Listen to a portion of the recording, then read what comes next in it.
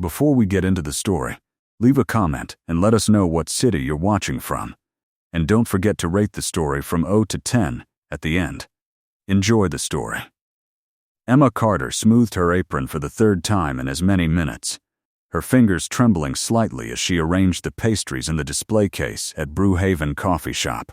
The morning rush was over, leaving the small cafe in downtown Boston with only a handful of customers scattered among the mismatched vintage furniture. She should have felt relieved, but her mind kept circling back to the stack of overdue bills stuffed in her purse and the parent-teacher conference scheduled for this afternoon. Her 7-year-old son Tyler was struggling in math, and the tutoring he needed cost money she simply didn't have. 5 years ago, Emma had been on a completely different trajectory. She'd been an assistant at Sterling Financial Group, working directly under the company's rising star, a brilliant analyst named Alexander Sterling. Back then, she'd harbored a secret that made her chest ache every time she remembered, a hopeless crush on a man so far above her station that entertaining the notion felt like reaching for the moon. Alexander Sterling had been everything she wasn't: sophisticated, educated at Princeton, effortlessly confident, and devastatingly handsome with steel-gray eyes that seemed to see through corporate smoke and mirrors with unnerving clarity. Emma had been a 23-year-old with a community college degree, trying to support herself while caring for her sick mother. She'd loved her job, loved the challenge of keeping Alexander's chaotic schedule organized, loved the rare moments when he'd smile at her with genuine warmth and thank her for anticipating his needs before he even articulated them. She'd been good at her job. Exceptional even. Alexander had told her so during her annual review, had promised her opportunities for advancement, had made her feel like she mattered in a world that had so often dismissed her. Then her mother's cancer had taken a turn for the worse. Emma had requested family leave, which the company granted without hesitation. She'd spent 6 agonizing weeks at her mother's bedside, watching the strongest woman she'd ever known fade to a whisper of herself. When her mother finally passed, Emma had returned to Sterling Financial, expecting to resume her position and lose herself in work to avoid drowning in grief. Instead, she'd found her desk cleared out, her access badge deactivated, and a terse email from HR explaining that her position had been eliminated during a company restructuring. No warning, no severance beyond the legally required minimum, no explanation. The receptionist had handed her a box with her few personal belongings, a coffee mug with a sarcastic slogan, a photo of her and her mother, a potted succulent that had somehow survived her absence, and sent her on her way like she'd never mattered at all. Emma had tried to reach Alexander, desperate for answers, for help, for anything. But his assistant had stonewalled her with polite excuses. Mr. Sterling was in meetings, traveling, unavailable. After 2 weeks of unreturned calls, Emma had gotten the message. Whatever she'd thought they'd shared, whatever professional respect she'd believed existed between them, had been a fantasy. She was disposable, forgettable. Nothing. 18 months after losing her job, Emma discovered she was pregnant, the result of a brief relationship with a man named Jason who disappeared the moment she shared the news.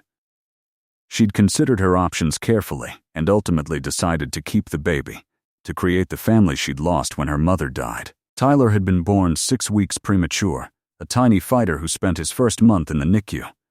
Emma had worked 3 part-time jobs during her pregnancy, saved every penny, and somehow managed to create a life for them. It wasn't the life she'd imagined, but it was theirs, and she protected it fiercely. Now Tyler was 7, bright and curious and funny, with a gap-toothed smile that made her heart expand beyond what seemed physically possible. They lived in a cramped 1-bedroom apartment in Dorchester, sharing the bedroom, while Emma slept on the pull-out couch. Money was perpetually tight, but they were managing. They were happy. The bell above the cafe door chimed, pulling Emma from her thoughts. She looked up with her practiced customer service smile already in place, then felt that smile freeze and shatter. Alexander Sterling stood in the doorway of Brewhaven Coffee Shop, looking exactly as she remembered, and yet completely transformed. He wore a charcoal suit that probably cost more than her monthly rent. his dark hair threaded with distinguished silver at the temples, his posture radiating the confidence of a man who had conquered his corner of the world. But it was his eyes that made her breath catch. Those gray eyes that had haunted her dreams, now scanning the calf with the same intense focus she remembered. When his gaze landed on her, Emma watched recognition ripple across his features, shock, disbelief, and something else she couldn't quite name.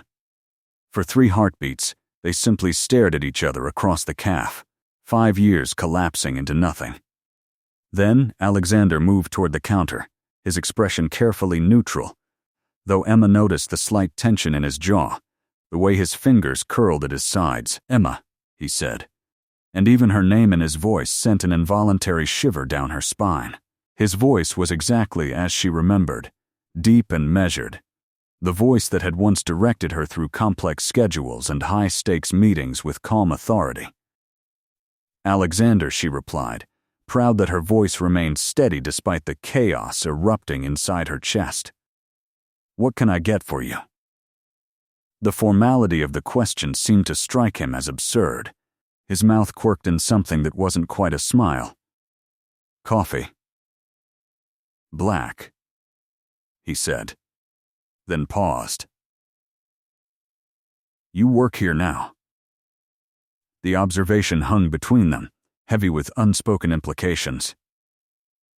Emma felt her cheeks warm, but she refused to be ashamed. She'd done what she needed to do to survive, to provide for her son. "Yes," she said simply, turning to pour his coffee with hands that remained blessedly steady through sheer force of will. She could feel his eyes on her, studying her in that penetrating way he had, and she resented the flush of awareness that crept up her neck. She set the coffee on the counter between them. A barrier. A transaction. "That'll be $3.50. Alexander pulled out his wallet, but instead of handing her cash or a card, he continued to study her face. "You look well," he said quietly. Emma nearly laughed at the polite fiction. She knew exactly what she looked like, tired, thinner than she'd been 5 years ago, wearing a faded apron over discount store jeans and a t-shirt. Her hair, once professionally styled, was pulled into a simple ponytail. She wore no makeup because she couldn't afford to replace her expired cosmetics, and had decided her son's needs took priority over her vanity. "So do you," she said, because it was true, and because she didn't know what else to say. Alexander seemed to struggle with something internal, then said, "Emma, I've wanted to talk to you for years. When you left Sterling Financial, I tried to find you. But you'd moved and changed your number. Left?" Emma felt anger spark in her chest, hot and clarifying. "I didn't leave, Alexander. I was fired while I was burying my mother." His expression shifted to confusion, genuine and complete. "What are you talking about? You resigned." The words hit Emma like a physical blow. "I did no such thing. I came back from family leave and found myself locked out of the building with a severance check." Alexander's face had gone pale. That's not what I was told. HR said you'd decided not to return, that you'd submitted a formal resignation." Emma laughed, a bitter sound. "Well, someone lied to one of us." The bell above the door chimed again as a group of college students entered, chattering loudly. Emma forced herself to look away from Alexander, to greet the new customers with false cheer, to take their complicated orders with the patience her job required. Alexander moved to a corner table rather than leaving, and Emma felt his presence like a magnetic field, impossible to ignore. As she made lattes and processed payments, her mind raced. Could he be telling the truth? Had there been some kind of administrative error or deliberate sabotage? But if Alexander had tried to find her, why had his assistant blocked her calls? Unless his assistant had been acting independently or on someone else's orders. When the students finally settled at a large table with their drinks, Emma found herself with no excuse to avoid Alexander any longer.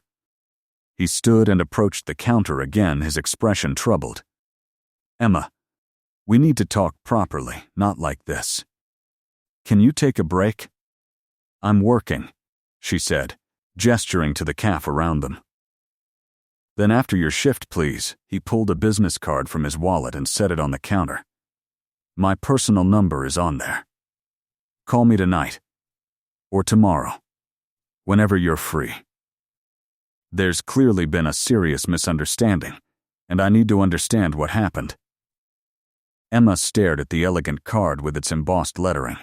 Alexander Sterling, Chief Executive Officer, Sterling Financial Group. CEO. He'd climbed even higher than she'd imagined. I don't think that's a good idea, she said finally. The past is the past, Alexander. We both moved on. Did we? His voice was low and tense. Because I haven't forgotten you, Emma. Not in 5 years. Not for a single day. The confession hung in the air between them, impossible and devastating. Emma felt tears threaten and blinked them back furiously. She couldn't afford to fall apart. Not here. Not now. Not because of him. You need to leave, she whispered. Please. Alexander's jaw tightened, but he nodded. All right. But Emma. His fingers touched the business card, sliding it closer to her. This conversation isn't over. I'll be back tomorrow. After he left, Emma stood frozen behind the counter, her heart hammering against her ribs.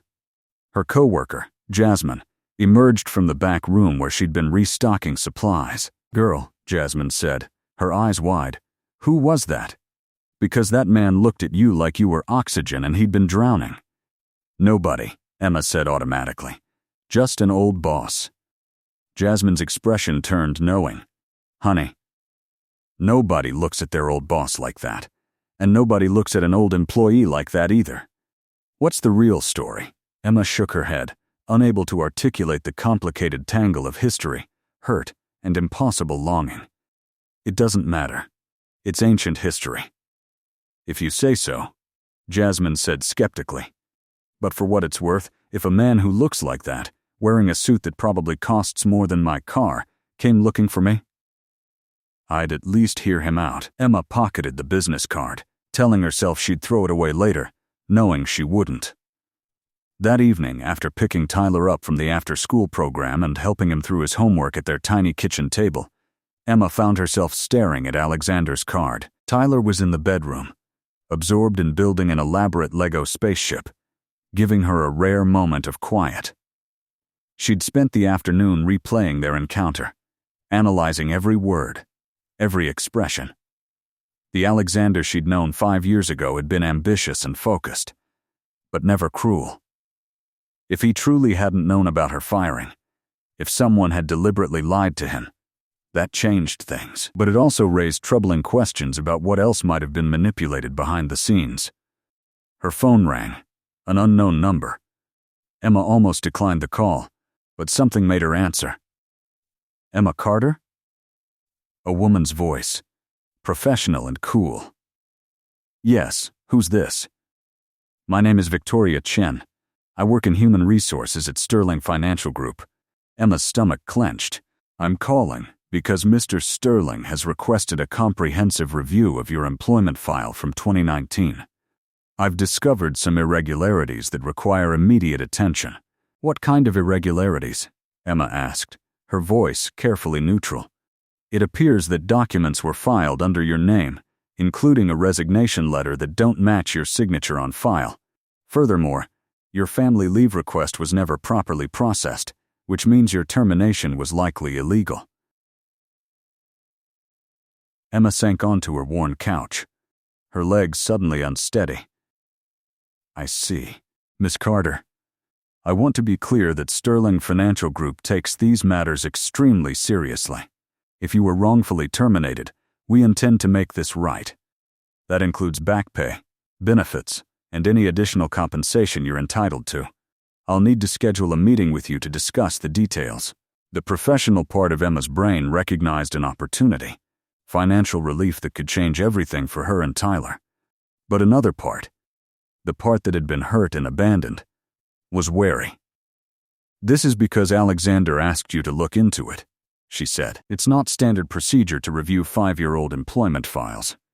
There was a brief pause. Mr. Sterling did initiate the review, yes. But I assure you, what I've found is genuinely concerning. Someone at this company deliberately falsified documents and illegally terminated your employment.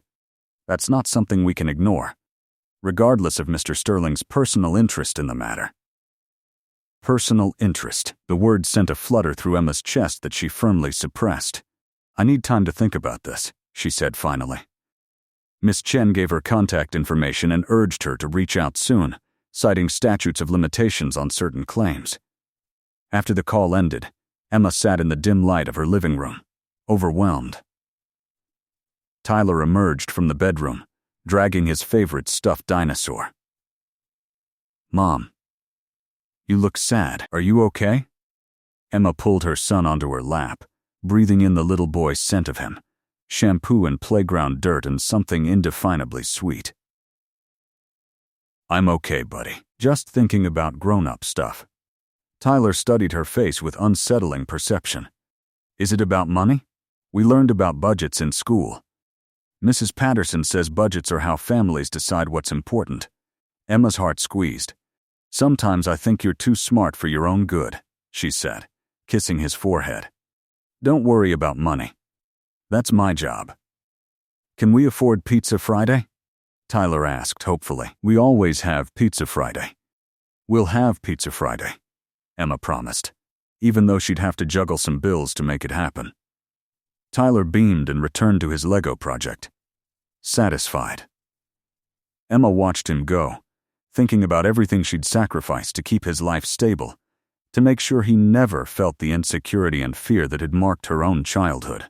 And now, Alexander Sterling had reappeared, bringing with him questions about the past and possibilities for the future that terrified her. The next morning, Alexander returned to Brewhaven at exactly the same time, 10:15, just after the morning rush. Emma had known he would come. His determination had always been absolute once he set his mind to something. Coffee. Black, he said when he reached the counter. And whatever you recommend for breakfast. Emma raised an eyebrow. You're asking my opinion now? I always valued your opinion, Emma. His voice was quiet but firm. That never changed. She wanted to argue, to maintain her anger as protection, but something in his expression stopped her. She prepared his coffee and selected a fresh blueberry scone from the case. Alexander paid, then said, "Will you sit with me for 5 minutes?" Your coworker said she'd cover the counter. Emma glanced at Jasmine, who gave her an encouraging nod. Traitor, Emma mouthed, but followed Alexander to the corner table. They sat across from each other, and Emma was transported back to countless meetings in his office, when she'd sit across his desk, reviewing schedules and priorities. The dynamic had been different then, employer and employee, but there had always been an undercurrent of something more, or so she'd thought. Maybe that had been wishful thinking on her part. I spoke with Victoria Chen yesterday. Alexander began. She told me what she found in your file. Emma nodded, unsure what to say. Someone forged your resignation, Emma.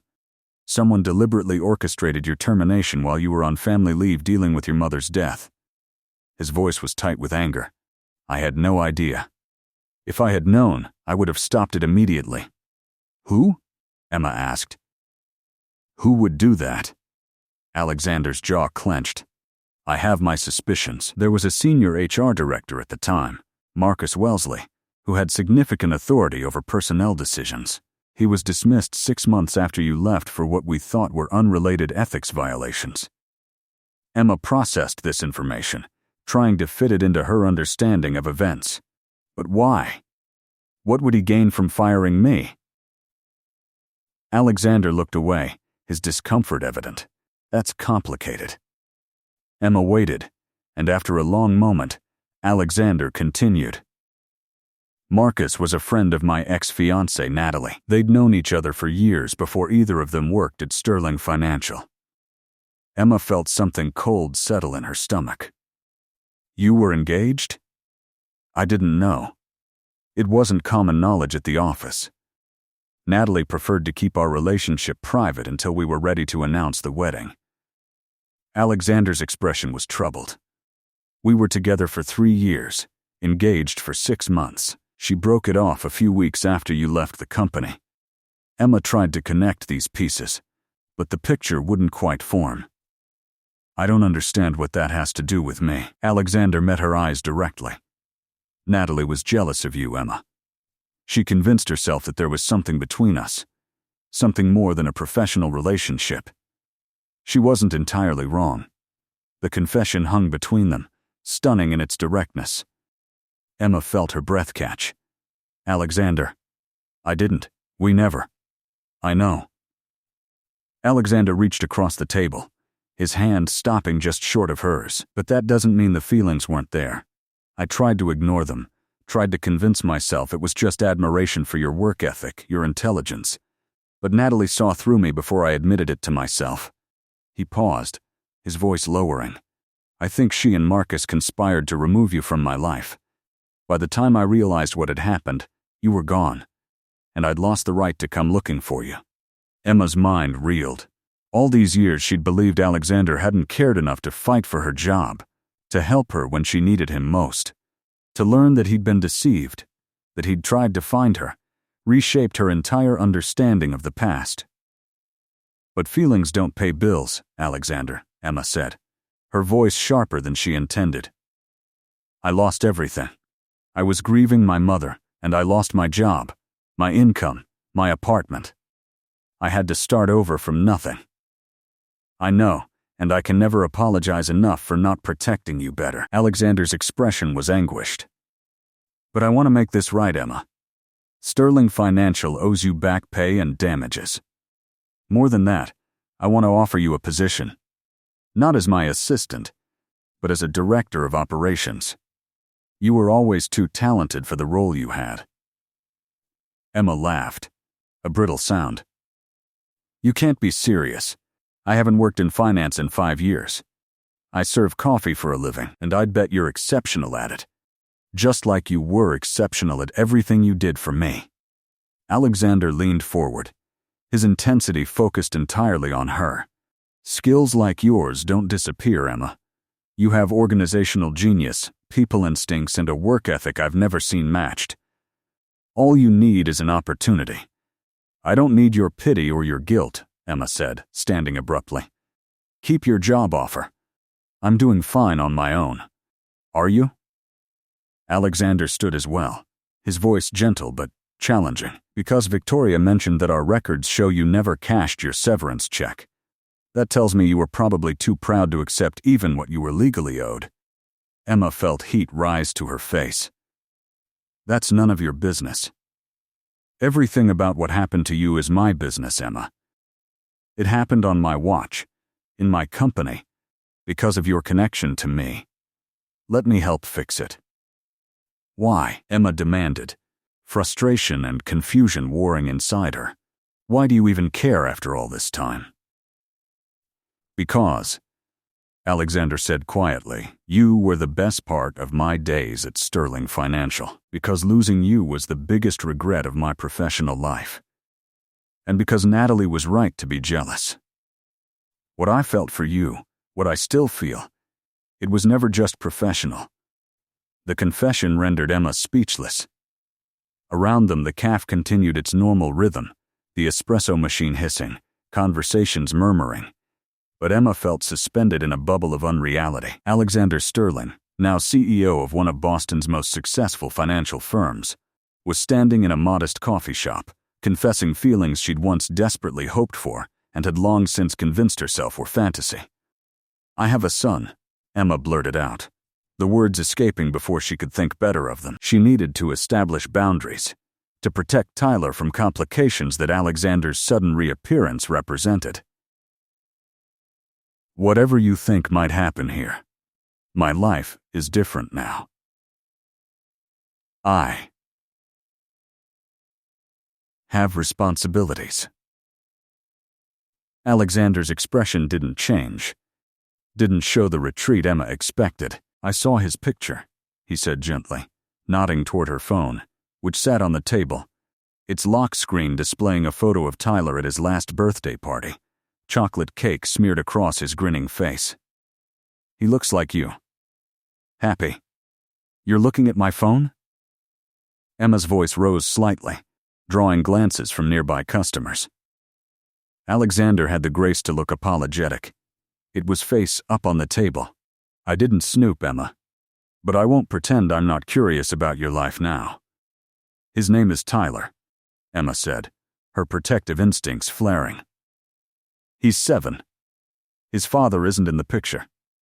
And before you ask, no, I don't need rescuing. We manage just fine. I'm sure you do, Alexander said, something like admiration in his voice. You've always been the strongest person I know, but strength doesn't mean you have to do everything alone, Emma. It does when trusting people has only led to disappointment. Emma grabbed her phone and stood. I need to get back to work. Think about what I said. About the settlement. About the job.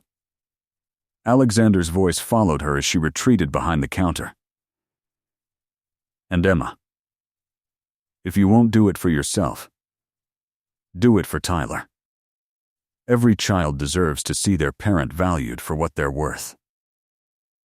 The words haunted Emma through the rest of her shift, and into the evening. After picking Tyler up from school, she sat through the parent-teacher conference, listening to Mrs. Patterson gently explain that Tyler was bright but struggling with math concepts, that he'd benefit from additional tutoring they offered after school 3 days a week. The program cost $60 weekly, not an astronomical sum, but enough to strain Emma's already tight budget to breaking. As Tyler played on the school's playground afterward, Emma watched him navigate the monkey bars with determination, his tongue poking out in concentration the way it always did when he was focused. She thought about Alexander's words, about doing this for Tyler, about her son deserving to see her valued. That night, after Tyler was asleep, Emma pulled out her laptop, a 5-year-old model that took several minutes to boot up. She opened her email and composed a message to Victoria Chen, requesting a meeting to discuss her employment file and potential settlement. She stared at the draft for 10 minutes before hitting send, her heart hammering with a mixture of hope and trepidation. The response came within minutes, despite the late hour.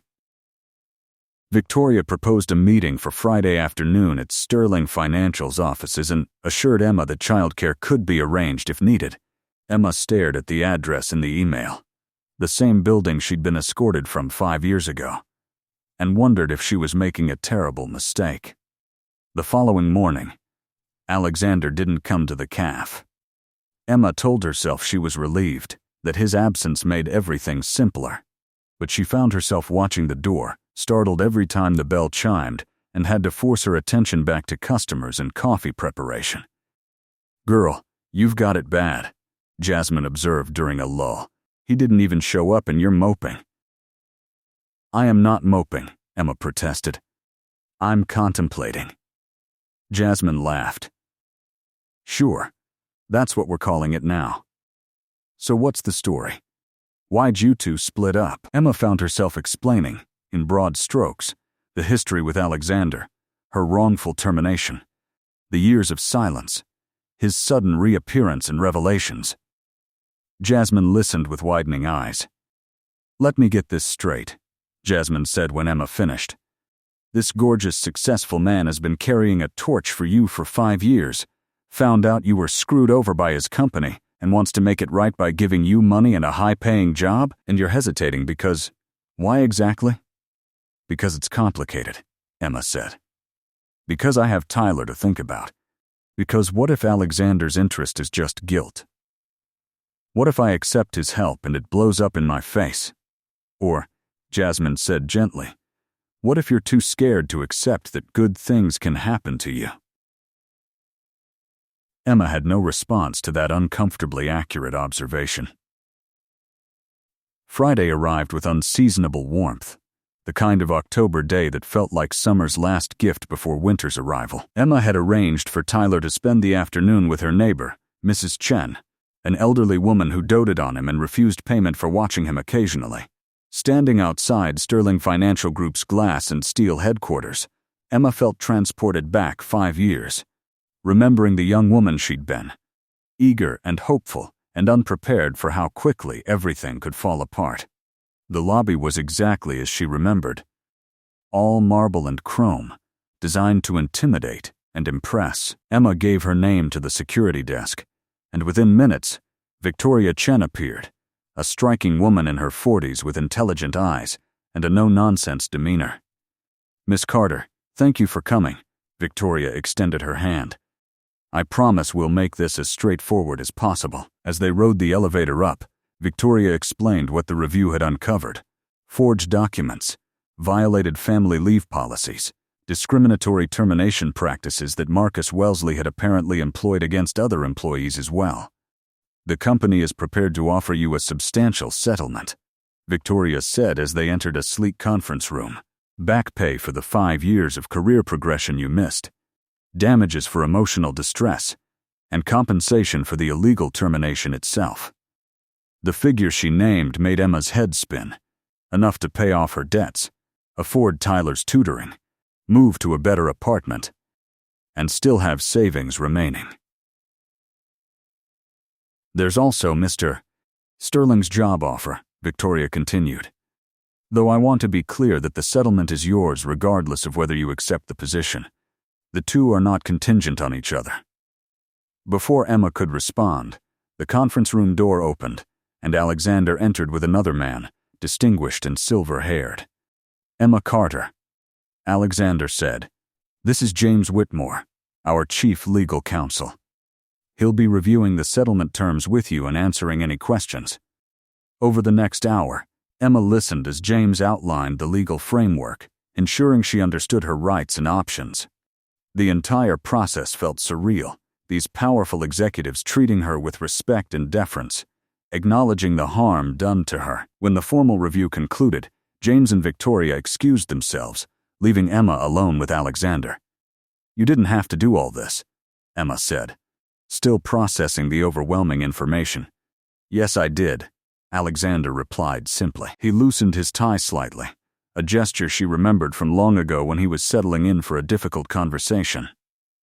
"Emma, I need you to understand something. This isn't about guilt, and it's not about pity. You were wronged. The company is making it right.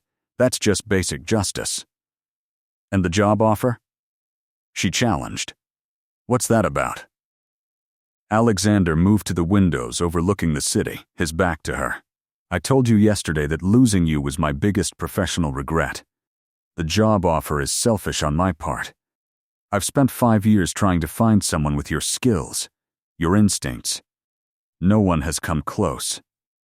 He turned back to her, his gray eyes intense. "But I won't lie to you, Emma. It's not just professional. I've thought about you every day for 5 years, wondered where you were, if you were happy, if you ever thought about me. Finding you again feels like a second chance I don't deserve but desperately want." Emma's heart raced, but her practical nature reasserted itself. "Alexander, I have a son. My life is complicated in ways it wasn't before. I know, and I'm not asking you to change that. I'm asking for an opportunity to prove that I can be part of your life without disrupting what you've built. Start with the job. Let me earn back your trust, and we'll see where things go." There was such earnest hope in his expression that Emma felt her carefully constructed walls beginning to crack. "What if it doesn't work?" she asked quietly. "What if I fail? Or what if working together becomes impossible?" "Then we'll handle it professionally," Alexander said. "But Emma, you won't fail. I've never been more certain of anything." Emma took a deep breath, feeling herself standing at a crossroads. One path led back to her safe, predictable life. Financially struggling but stable.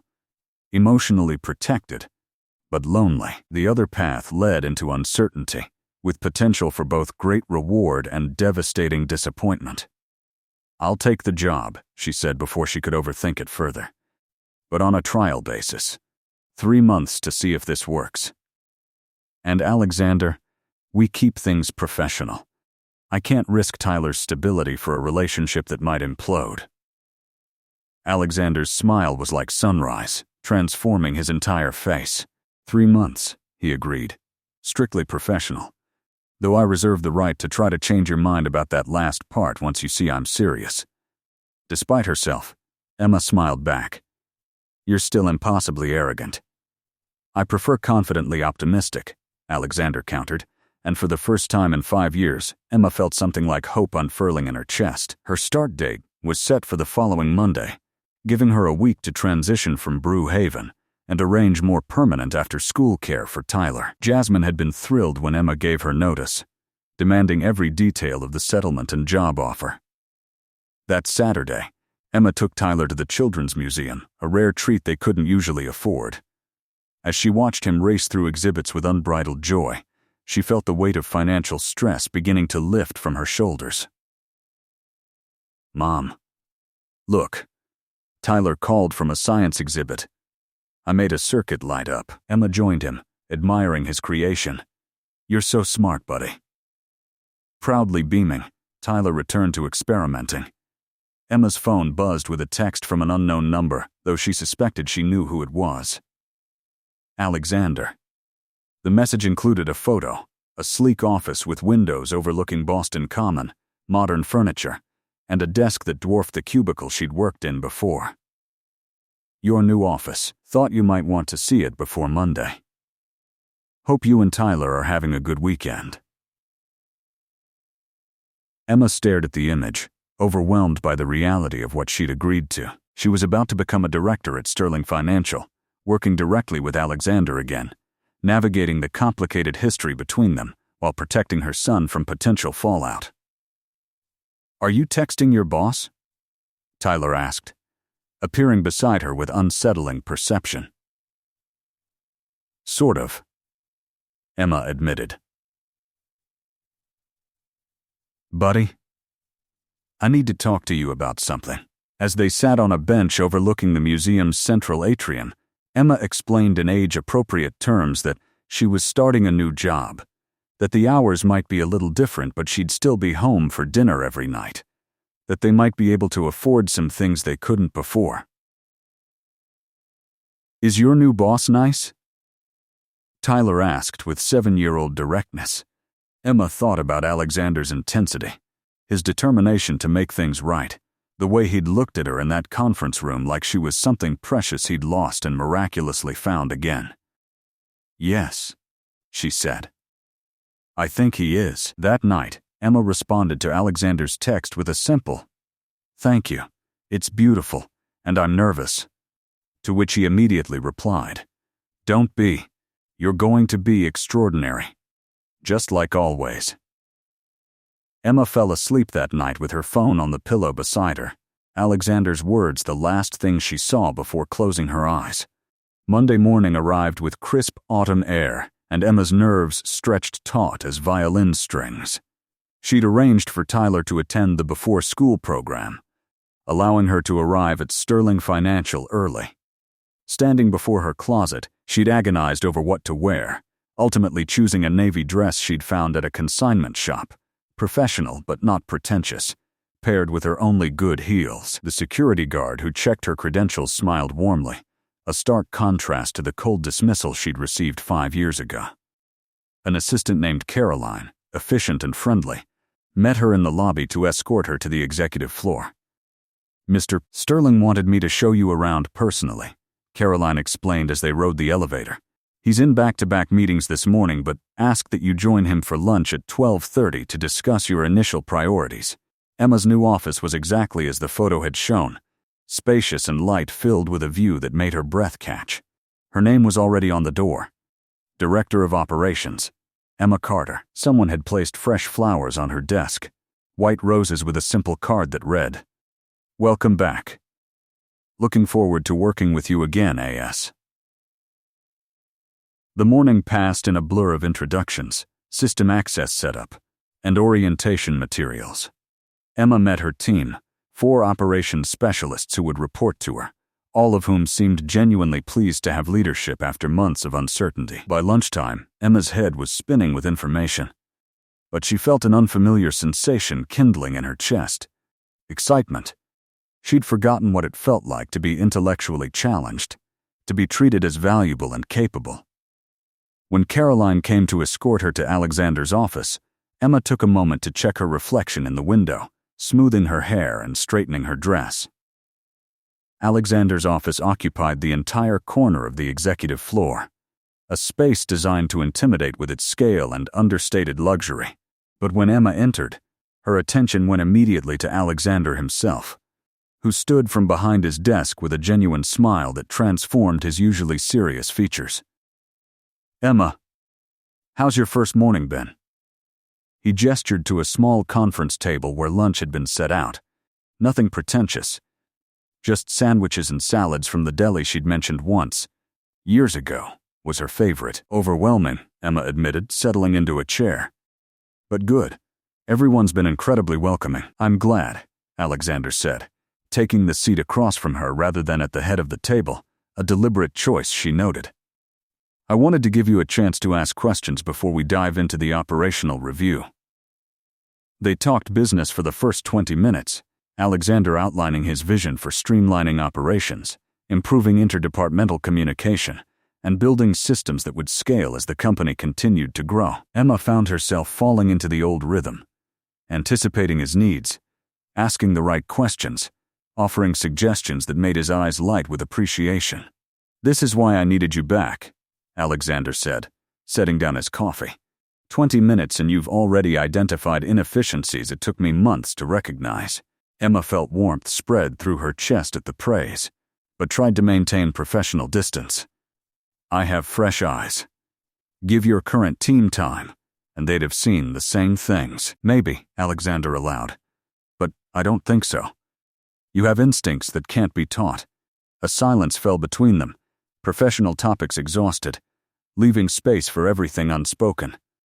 Emma found herself studying Alexander's face, noting the fine lines around his eyes that hadn't been there before, the silver threading his temples. He'd aged in the 5 years since she'd last sat across from him, but the changes only enhanced his appeal, adding gravitas to handsomeness. "Tell me about Tyler," Alexander said, surprising her. "If you're comfortable talking about him."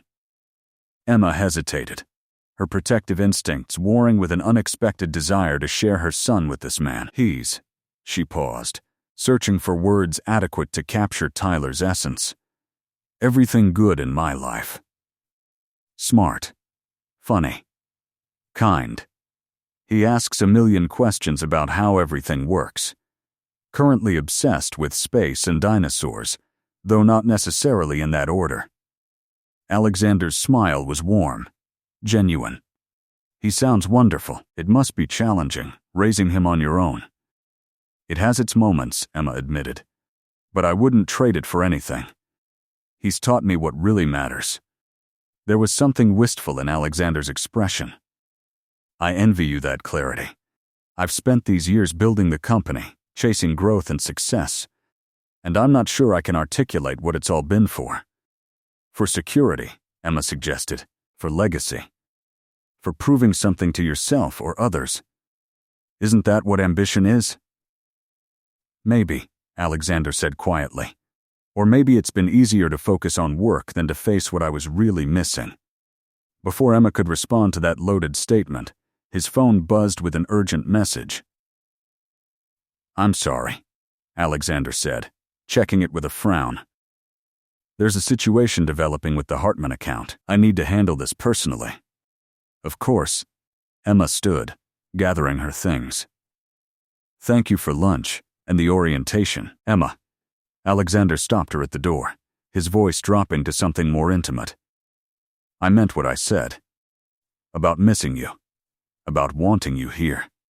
I know we agreed to keep things professional, but I want you to know that hasn't changed how I feel." Emma's breath caught. But before she could formulate a response, Caroline appeared with urgent files for Alexander's attention. The moment fractured, and Emma retreated to her office, her heart racing. The afternoon was consumed with diving into operational workflows, reviewing budget allocations, and beginning to map out the systemic improvements she'd discussed with Alexander. Emma was deep in a financial report when her phone rang, Tyler's school displaying on the caller ID. Her stomach immediately clenched. Calls during school hours never brought good news.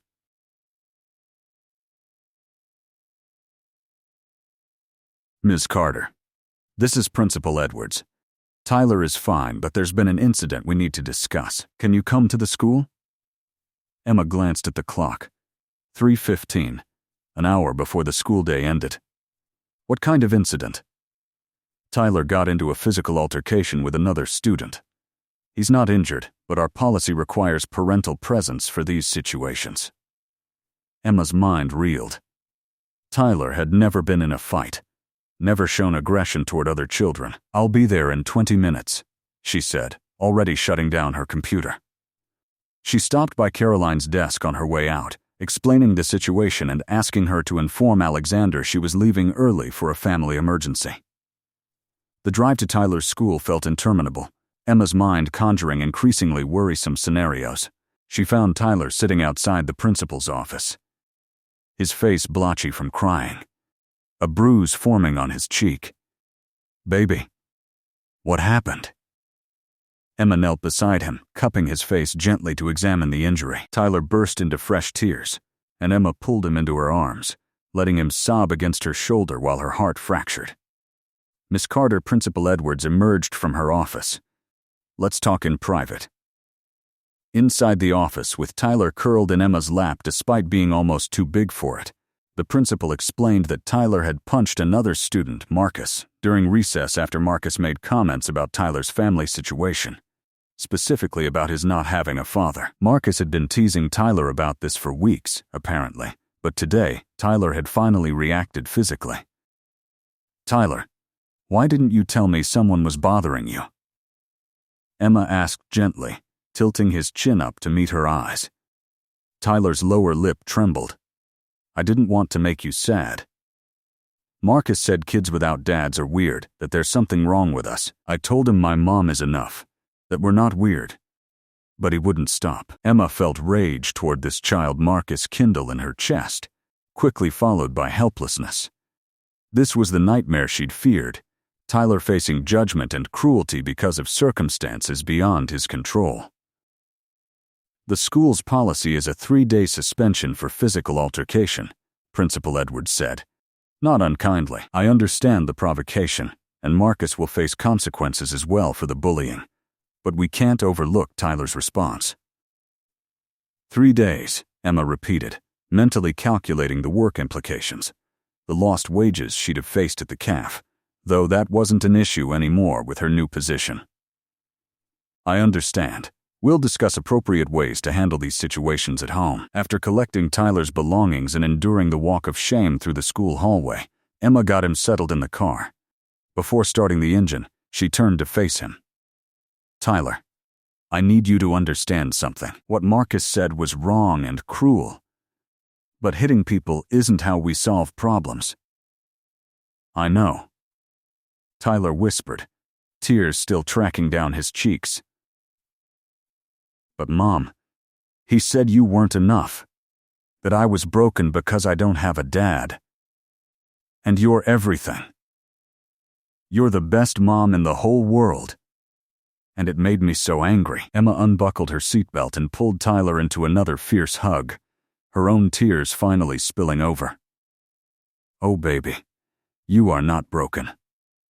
Our family looks different from some others, but that doesn't make it less than. It makes it ours. And it's perfect. But Tyler, you can't use your fists when people say hurtful things. There are better ways. Like what? Tyler asked, his voice small and lost, like using words to stand up for yourself. Or walking away. Or telling a teacher.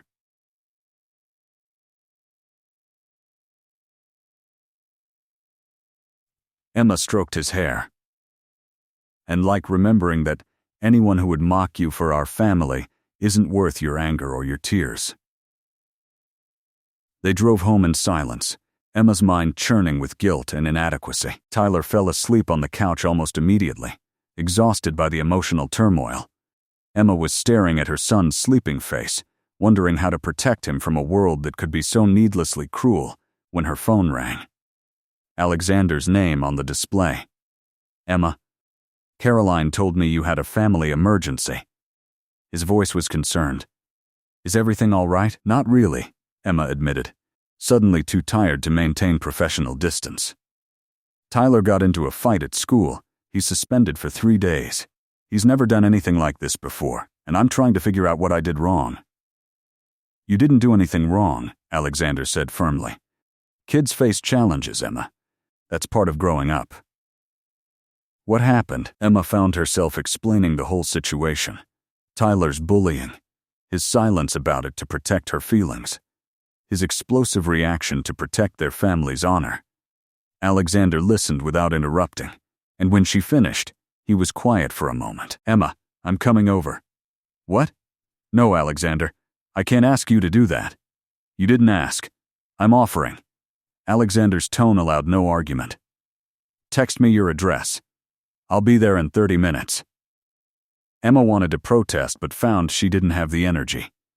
She sent the address and spent the next 30 minutes panic cleaning her modest apartment, hyper-aware of how different it was from Alexander's world. When the knock came, Tyler was still asleep on the couch. Emma opened the door to find Alexander in jeans and a casual sweater, having clearly changed from his work attire.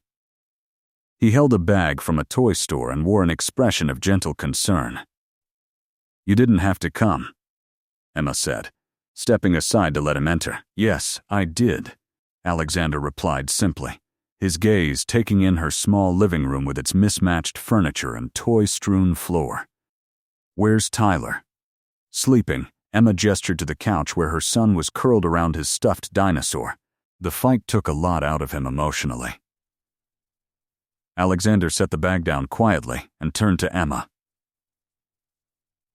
"How are you doing?" Emma felt unexpected tears threaten. "I keep thinking I should have known, should have asked the right questions, should have been paying better attention. Tyler's been protecting me, keeping his problems to himself because he doesn't want to add to my stress. What kind of mother doesn't notice that? The kind who's been working 3 jobs trying to survive, who's been strong for her son every single day despite impossible circumstances." Alexander stepped closer, his voice gentle but firm. "Emma, you're an extraordinary mother." Tyler's response today wasn't ideal, but the impulse behind it, protecting what he loves, that's something you taught him. Emma looked up at him, struck by the certainty in his voice. "How can you possibly know that? You've never even met him." "Because I've watched you protect what matters for years, even when it cost you everything." Alexander's eyes held hers with an intensity that made her breath catch. "Tyler learned that from you, Emma. The strength to fight for what he loves." A small voice interrupted them. "Mom, who are you talking to?" Tyler stood in the doorway rubbing his eyes, his gaze settling on Alexander with confusion and wariness. Emma immediately moved to her son's side, her hand resting protectively on his shoulder. "Tyler, this is Mr. Sterling. He's," she paused, uncertain how to characterize Alexander's presence in their home, "my new boss. We used to work together a long time ago."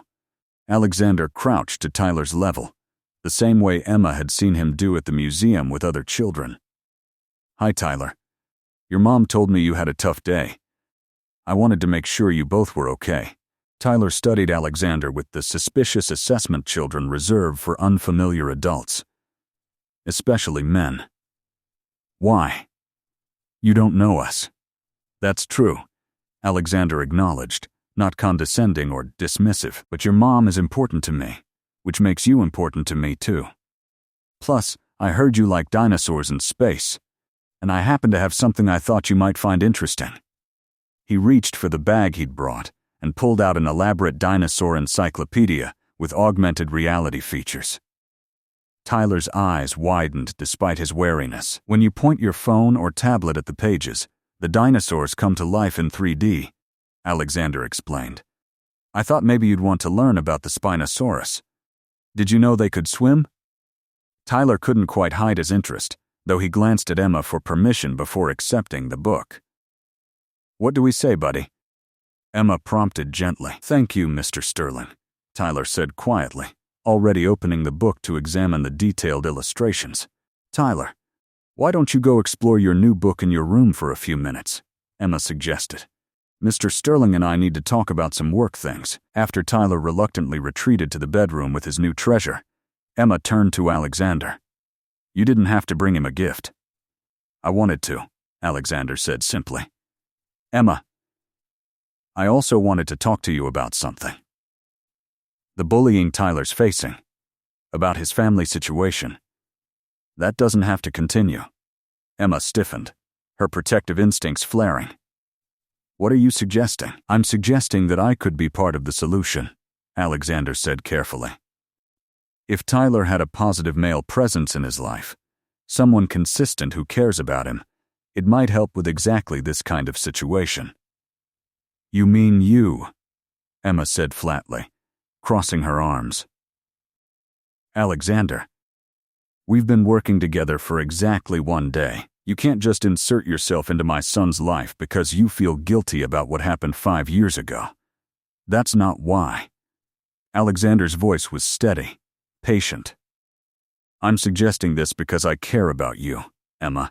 I have for years, and I'd like the opportunity to care about Tyler too, if you'll let me. This is exactly what I was afraid of, Emma said, frustration and fear tangling in her chest, things moving too fast, lines blurring between professional and personal. Alexander, I have to protect Tyler. He's already dealing with enough without getting attached to someone who might not stick around. What makes you think I won't stick around? Alexander challenged. Emma, I've spent 5 years regretting losing you. Do you really think I'm going to walk away now that I've found you again? People leave. Emma shot back, years of accumulated hurt sharpening her words. My mom died. Michael disappeared the moment I told him I was pregnant. And you, whether it was your fault or not, you let me be fired and escorted from the building like I was nothing. So forgive me if I'm not eager to trust that this time will be different. Alexander absorbed her words without flinching, without defensiveness. You're right, he said quietly. I can't promise that life won't throw complications at us. But Emma, I can promise that if you give me a chance, I will show up every single day. For you, for Tyler, for whatever you need. I'm not asking you to trust me blindly. I'm asking you to let me earn it. Emma felt her eyes burn with unshed tears. Why does this matter so much to you? Because love doesn't follow convenient timelines, Alexander said, the raw honesty in his voice stealing her breath. I was half in love with you 5 years ago, Emma, even though I was too much of a coward to admit it, even to myself. Finding you again, learning about Tyler, seeing the life you've built, I'm not half in love anymore. I'm all in, completely. Even though I have no right to be, the confession hung in the air between them, impossible to ignore or dismiss. Emma opened her mouth to respond, but no words came. What was she supposed to say to that? How was she supposed to process Alexander Sterling standing in her tiny apartment, declaring his love while her son played in the next room with a gift this man had thoughtfully chosen? I need time, Emma finally managed, her voice barely above a whisper. This is too much. Too fast. Alexander, I can't just, I need to think. Take all the time you need, Alexander said, though something in his eyes looked pained. But Emma, please keep coming to work. Don't let this, he gestured between them, cost you the job you've earned. Keep things professional like we agreed. I meant it when I said the job and my feelings are separate. Emma nodded, unable to trust her voice. Alexander moved toward the door, then paused. Can I say goodbye to Tyler before I go? Emma called Tyler back out, and Alexander knelt to his level once more. It was really nice to meet you, buddy. I hope you enjoy the book. Thank you, Tyler said, more relaxed now that he'd had time with his gift. Mr. Sterling, did you make my mom cry? She looked sad. Tyler's directness made both adults pause. Alexander glanced at Emma, then back at Tyler. Sometimes grown-ups talk about complicated things, and it can make them feel lots of emotions. But I promise, I never want to make your mom sad. She's one of the bravest, strongest people I know, just like you. Tyler considered this, then asked with the bluntness of childhood, Are you going to be my mom's boyfriend? Tyler, Emma interjected quickly. That's not an appropriate question. It's okay, Alexander said gently. Tyler, right now I'm your mom's friend and her boss. If that changes, your mom will tell you. But whatever happens, I'd like to be your friend too, if that's okay with you. Tyler studied Alexander for a long moment, then nodded solemnly. Okay, but if you're mean to my mom, I know karate. Tyler did not, in fact, know karate, but Emma's heart swelled at her son's fierce protectiveness.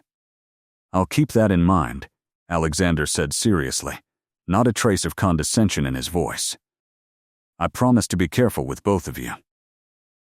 After Alexander left, Emma found herself standing in her kitchen, gripping the counter and trying to process the seismic shift her life had taken in less than a week. Tyler appeared beside her, wrapping his arms around her waist. Mom, I like Mr. Sterling. He talks to me like I'm a real person, not a little kid. Emma hugged her son close, breathing in his familiar scent. What do you think about me working for him? Is that okay with you? Tyler considered the question with surprising gravity. If it makes you happy and we can afford pizza more than once a week, then yes. Emma laughed despite everything, the sound watery but genuine. You're a remarkably practical 7-year-old, you know that? I get it from you, Tyler said, then added with childish hope, do you think Mr. Sterling might want to come to my school's science fair? I'm building a volcano. Emma's heart clenched. We'll see, buddy. Let's just take things one day at a time, okay? That night, after Tyler was asleep, Emma sat on her couch with her laptop, researching Tyler's school suspension policies and finding resources about helping children handle bullying. Her phone buzzed with a text from Alexander. I hope I didn't overstep tonight. That wasn't my intention. I just wanted to help. Emma stared at the message, torn between irritation at his presumption and gratitude for his genuine concern. She typed and deleted several responses before finally settling on, You didn't overstep.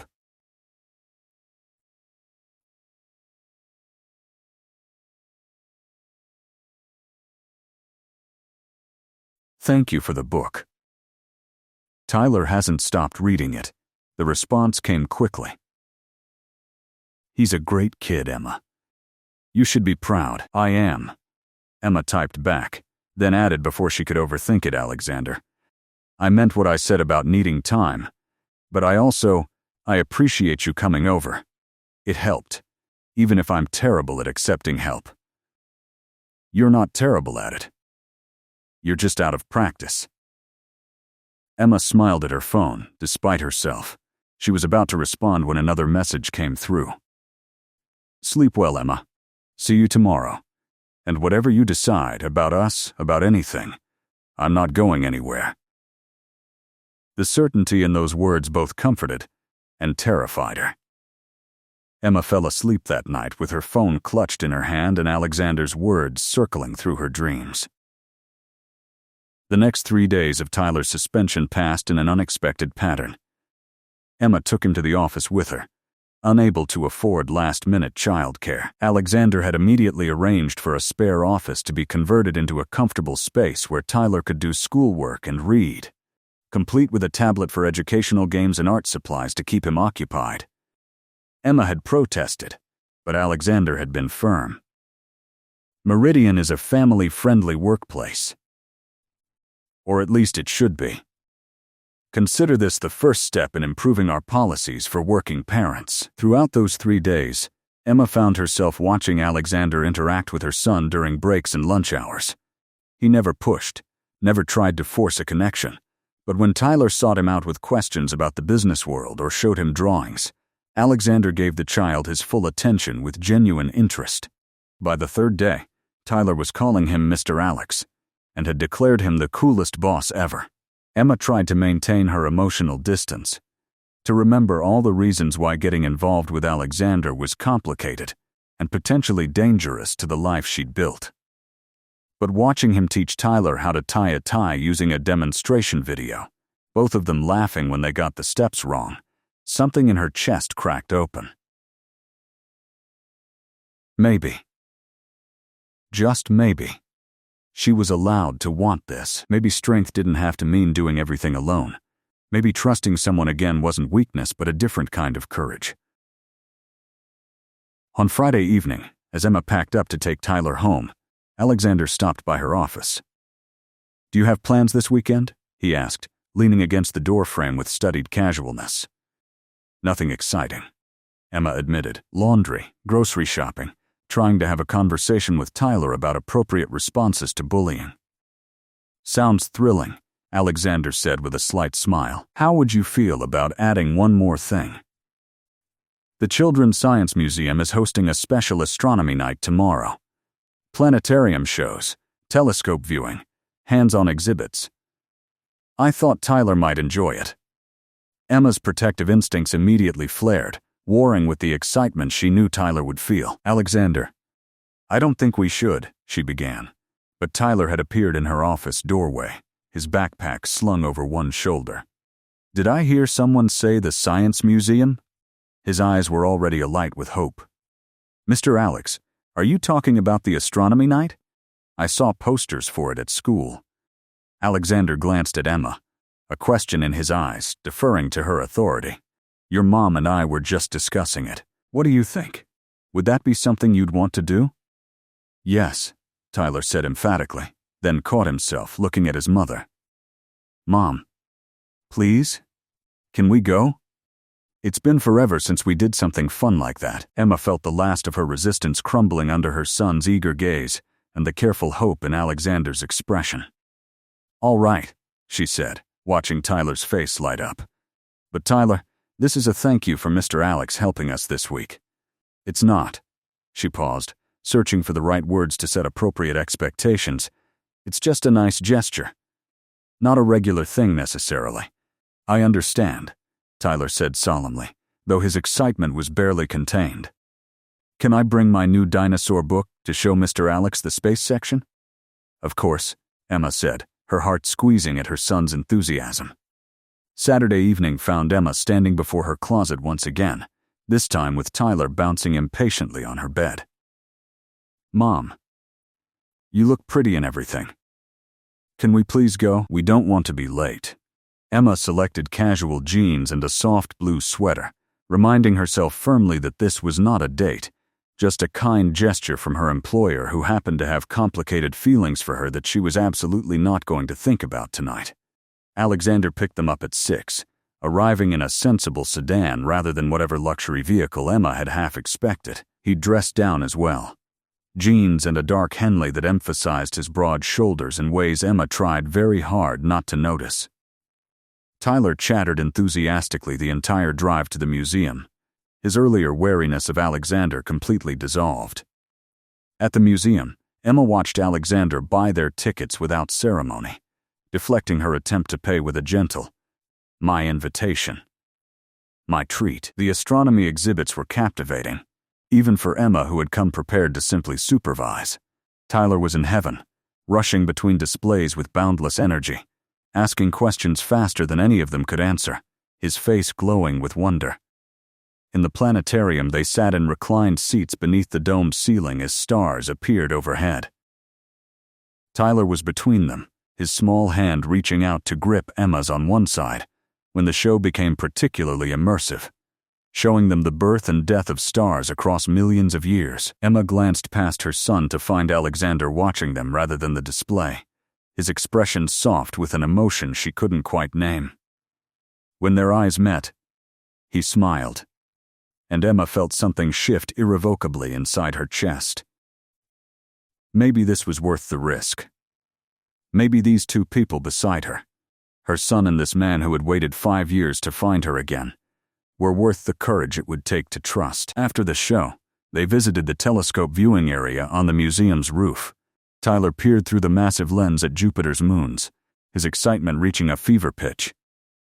"This is the best day ever," Tyler declared, pulling back from the telescope to beam at both adults. "Thank you for bringing us, Mr. Alex." "The pleasure's mine, buddy," Alexander said, ruffling Tyler's hair with easy affection. "Your mom raised an incredibly cool kid." As they drove home, Tyler fell asleep in the back seat, exhausted by excitement. In the quiet car, with only the radio playing softly, Emma found herself studying Alexander's profile in the dashboard light. "Thank you for tonight," she said quietly. Tyler needed something like this. Something to replace the bad memories from this week. "So did you," Alexander said gently. "Emma, you don't have to carry everything alone anymore. I want to be here for both of you, not just at work, but in life. If you'll let me." Emma took a deep breath, feeling herself standing at the edge of something that both terrified and exhilarated her. "Alexander, if we do this, if we try to be something more than just colleagues, I need you to understand what you're signing up for.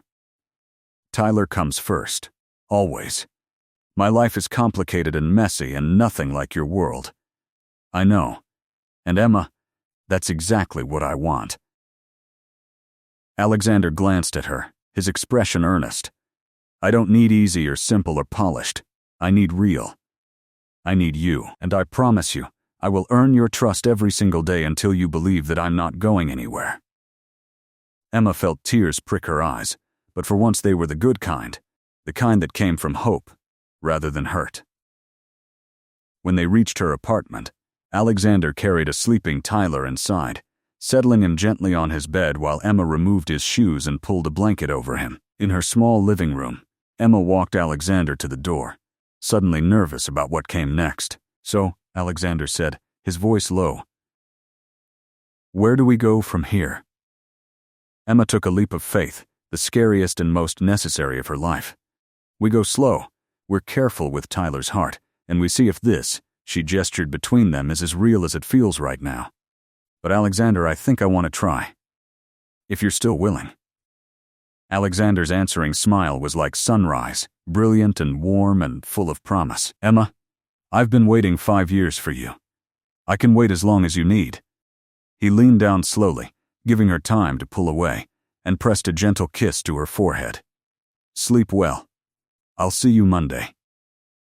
After he left, Emma touched her forehead where she could still feel the warmth of his lips, her heart full of terrifying, wonderful possibility. The weeks that followed established a new rhythm in Emma's life. At work, she threw herself into improving Sterling Financial's operations, her insights and innovations quickly proving Alexander's faith in her was well-founded.